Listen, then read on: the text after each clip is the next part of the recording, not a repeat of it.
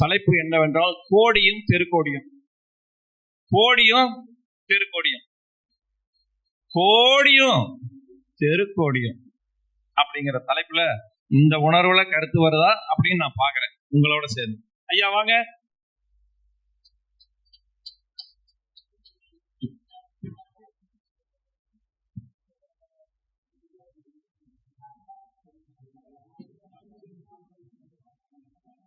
ஸ்ரீ யோகேஷ் ஆன்மீக ஜோதிட அறக்கட்டளையும் தமிழ் சிந்தனை பேரவை இணைந்து நடத்தும் இந்த குருப்பயிற்சி விழாவை சீரும் சிறப்புடன் முன்னின்று நடத்தி வரும் ஐயா ராகு வாழ்க ரமேஷ் குமார் அவர்களுக்கு என் மனமார்ந்த நன்றியை நான் தெரிவித்துக் கொள்கிறேன்.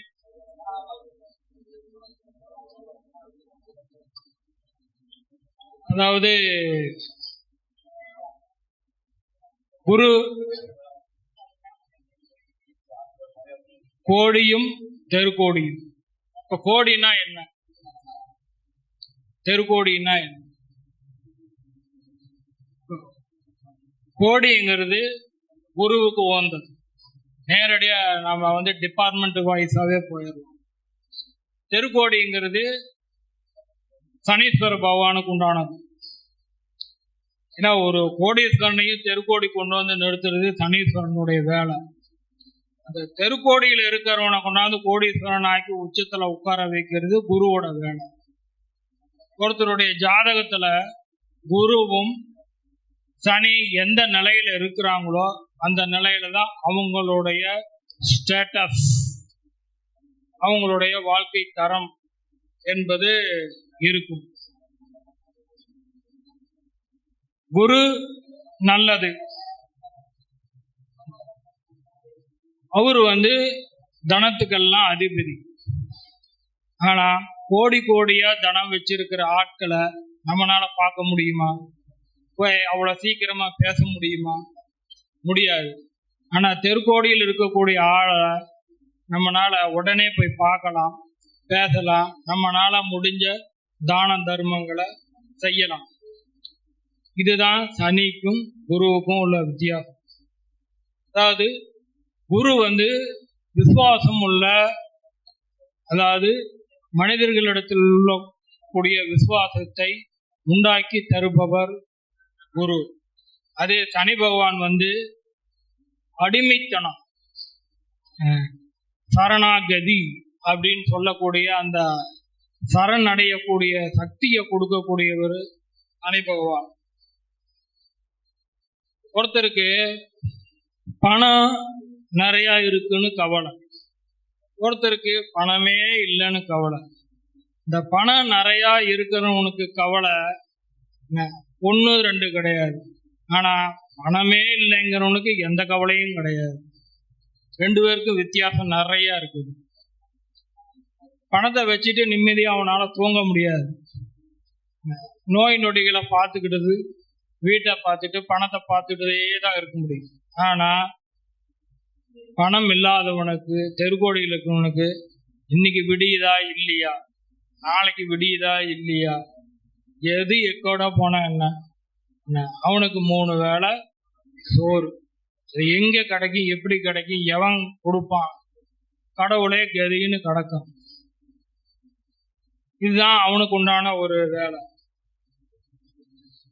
அதாவது இன்னைக்கு நம்மளுடைய வாழ்க்கை சூழல்லாம் பார்த்தீங்கன்னா ரொம்ப கஷ்டமான ஒரு காலகட்டத்தில் எல்லாருமே சிக்கி இருக்கிறோம். எல்லாருக்குமே ஒரு கஷ்டமான காலகட்டத்தில் இருக்கிறோம். இந்த கஷ்டமான காலகட்டத்திலிருந்து நம்மளை மீட்டு எடுத்து வரக்கூடிய சக்தி யாருக்கிட்ட இருக்குன்னா குரு பகவானுகிட்ட தான் இருக்கு. இப்பதான் குரு உச்ச ராசியில உட்கார்றாரு. இனிமேல் தான் மக்களுடைய கஷ்டங்கள் கொஞ்சம் கொஞ்சமா தீரும்.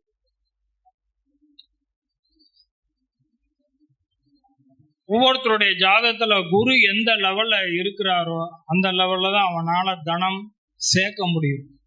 நீ என்ன பாடுபட்டு உழைச்சாலும், நீ என்ன கஷ்டப்பட்டு பணம் சேர்த்தினாலும், இல்ல ஊரை அடிச்சு உலையில போட்டு நீ கொள்ளையா பணம் சேர்த்தினாலும் உன்னுடைய ஜாதகத்துல குரு எந்த அளவுல இருக்கிறாரோ அந்த அளவுக்கு மட்டும்தான் உனக்கிட்ட தனம் சேரும்.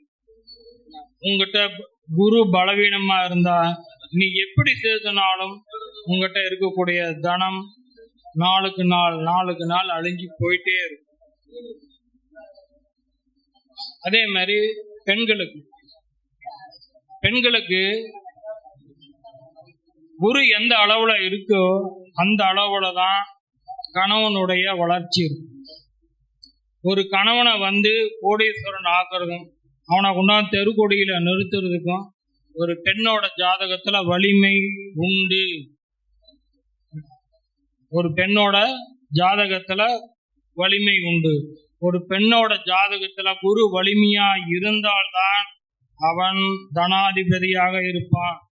பிறரிடம் கையேந்தாமல் வாழ்வான், தன்மானத்தோடு வாழ்வான், சுயமரியாதையோடு வாழ்வான். அந்த பெண்ணோட ஜாதகத்துல குரு வலிமை இல்லை என்றால் அவன் தெருக்கோடிக்கு சமமான வாழ்க்கையை தான் வாழ முடியும். அவன் மட்டும் இல்ல, அந்த குடும்பத்தையும் அந்த அளவோட தான் அவன் கொண்டு போக முடியும். ஏன் காலங்காலமா ஒரு குடும்பம் கஷ்டப்பட்டுக்கிட்டே வருது? என்னடா, அப்பா உழைச்சாரு, அப்பா கஷ்டப்பட்டாரு, நாமளும் கஷ்டப்பட்டோம், நம்ம தாத்தாவும் கஷ்டப்பட்டாரு, நம்ம கண்ணு முன்னாடி நம்ம குழந்தையும் கஷ்டப்படுது. இதுக்கெல்லாம் என்ன காரணம்னு கேட்டீங்கன்னா, இது கர்மான்னு நம்ம சொல்லலாம். அந்த கர்மா எங்க இருக்கு? கர்மா எந்த இடத்துல இருக்கு? கர்மா தர்றது யாரு? அந்த கர்மா தர்றது சனீஸ்வர பகவான் தான். அந்த மீட் எடுக்கக்கூடிய சக்தி குரு பகவானுக்கு இருக்கு. அப்ப அந்த குரு நல்லா இருந்தாதான் இந்த கர்மா எல்லாத்தையும் கழிச்சு விட்டு நம்ம வாழ்க்கையை சுகமான ஒரு வாழ்க்கைக்கு கொண்டு போவார். ஒரு தலைமுறை, 3 தலைமுறை, 4 தலைமுறையா கஷ்டப்பட்டுக்கிட்டே வர காரணம் ஒன்று கர்மா, ரைட்டு. இன்னொன்று நம்ம குரு பகவான். குரு பகவான் சரியான இடத்தில் இல்லை என்றால் நீ எத்தனை தலைமுறையா கஷ்டப்பட்டாலும் கஷ்டப்பட்டுக்கிட்டே தான் இருக்க முடியுமே தவிர நீ பெரிய அளவுல நீ சொத்து சேர்க்கவோ சம்பாதிக்கவோ வர்றது கஷ்டம். அப்படியே நீ சொத்து சேர்த்தாலும் அந்த சொத்து உன்னுடைய காலத்திலேயே நீ அது உன் கைவிட்டு போற அளவுக்கு மாறிடும்.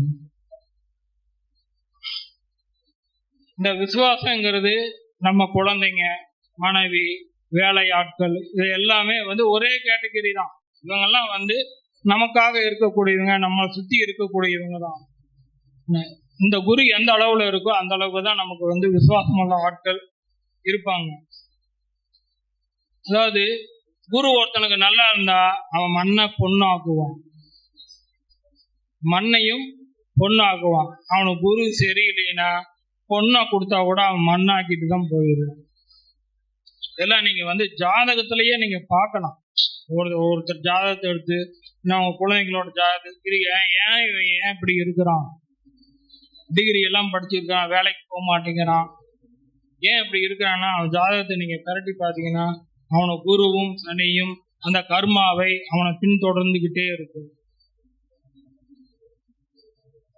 இதை நம்ம பார்த்து சரி பண்ணோம்னா தான் அவனுடைய லைஃப் நல்லா இருக்கும். நீங்க அதுக்கு பரிகாரம் அது உங்களுக்கு எப்படி தோணுதோ அதை நீங்க பண்ணிக்கங்க. ஆனால் குரு ஒருத்தருடைய ஜாதகத்துல நல்ல பலம் வாய்ந்தான்னா அரசியல் வெற்றி கிடைக்கும், அவன் நினைச்ச துறையில போய் ஜெயிக்க முடியும், கல்வியிலையும் ஜெயிக்க முடியும். எதை தொட்டாலும் அவனுக்கு வெற்றிகள் அமைறது குரு தான். ஒரு சில பேருக்கு நீங்க ஒரு சின்ன சின்ன வேலையை கூட நீங்க எடுத்துக்கங்க. குரு சந்திரனை நீங்க ஒரு வேலை செய்யும் போது, ஒரு காரியங்கள் செய்யும் போது, இன்னைக்கு அஷ்டமி நவமி, இன்னைக்கு நாள் சரியில்லை, அதெல்லாம் நீங்க ஒரு பக்கம் நீங்க பார்த்தாலுமே குரு சந்திரனை பார்த்தால் அன்றைய நாள் நல்ல நாள், நீங்க எந்த காரியம் வேணா செய்யலாம். அதே மாதிரி சந்திரனுக்கு குரு 4ஆம் இடத்துல 10ஆம் இடத்துல இருந்தா அந்த காரியம் வெற்றி ஆகும். இது ஒரு சாதாரண ஒரு விஷயங்கள் தான். ஆனா இதுக்கு அஷ்டமி நவமி ஒரு சின்ன வேலை செய்யணும், ஒரு ஒரு காரியத்துக்கு போகணும், நல்லது கெட்டது பார்க்கணும், பேசணும்னா கூட குரு சந்திரனை பார்க்கும் நாட்களை நீங்க அதை தேர்ந்தெடுத்து நீங்க தாராளமா செய்யலாம். சரி, இந்த சனி பகவானை பத்தி கொஞ்சம் பார்க்கலாம். சனி பகவான் 6, 8, 12 இந்த கெட்ட பாவத்துக்கெல்லாம் இவரு தான் அதிபதி. ஒருத்தன் எவ்வளவு தனம் சேர்த்துனாலும் அவன் கோர்ட்டுக்கு போனானா அந்த தனம் அழியும். அந்த கோர்ட்டுக்கு போற வைக்கிறது யாரு? சனி பகவான். கோடிய தெருக்கோடி கொண்டு வரணும்னா சினிமா படம் எடுத்தானா அவன் தெருக்கோடிக்கு தானாவே வருவான்.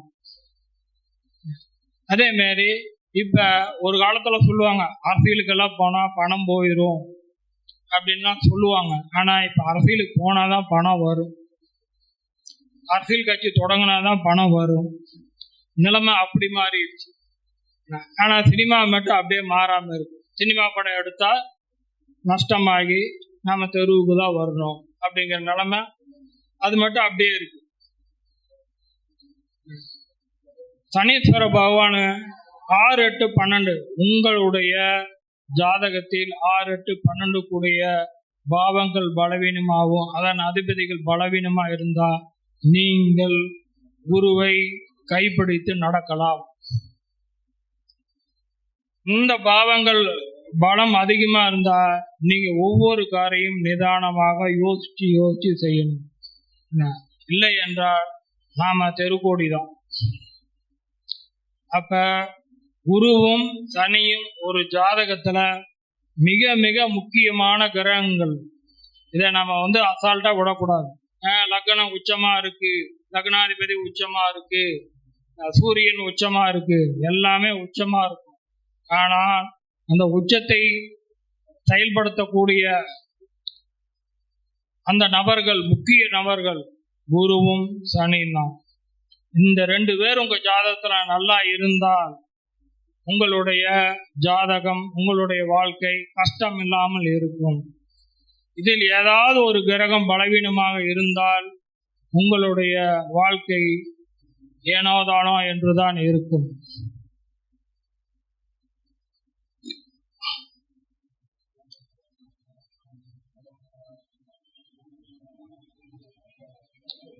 ஒருத்தருக்கு நல்லதே நினைப்பாரு, நல்லதே செய்வாப்ல, ஆனா அவருக்கு கெட்டதே நடந்துட்டு இருக்கும்.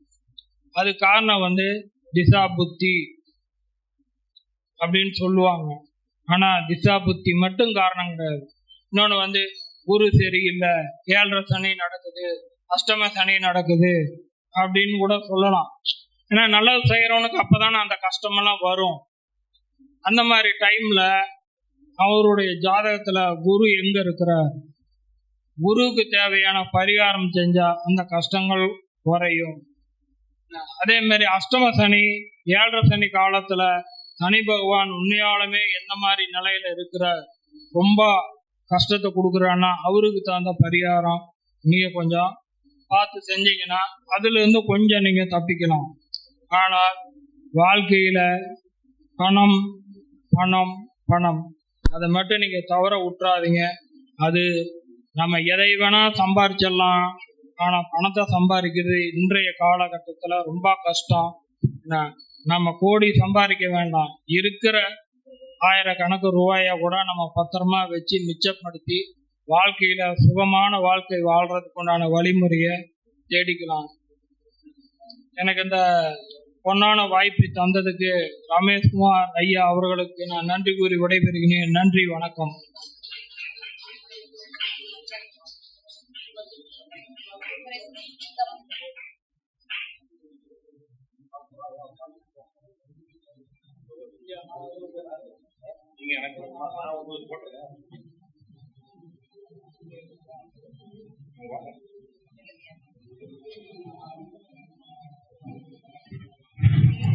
பௌர்ணமி அன்னைக்கு ஆன்மீக அன்பர்கள், குறிப்பாக வைணவ சித்தாந்திகள் ஒரு பூஜை பண்ணுவாங்க. யாருக்காவது தெரியுமா? சத்யநாராயண பூஜை பண்ணுவாங்க அந்த பௌர்ணமி திதியில, அந்த 24 மணி நேரத்துல. அந்த சத்யநாராயணன் எப்படியோ அந்த மாதிரி வீரியமா இங்க வந்த சூரிய நாராயணன் ஐயா அவர்கள் முத்தாய்ப்பாக வழங்கிய கருத்தை பாராட்டும் விதமாக ஸ்ரீ யோகேஷ் ஜோதிட ஆன்மீக அறக்கட்டளை அவருக்கு பொன்னாடை போட்டி சிறப்பிக்கின்றது. அனைவரும் கரவொலியை எழுப்பி உற்சாகப்படுத்திடுமாறு கேட்டுக்கொள்கிறேன்.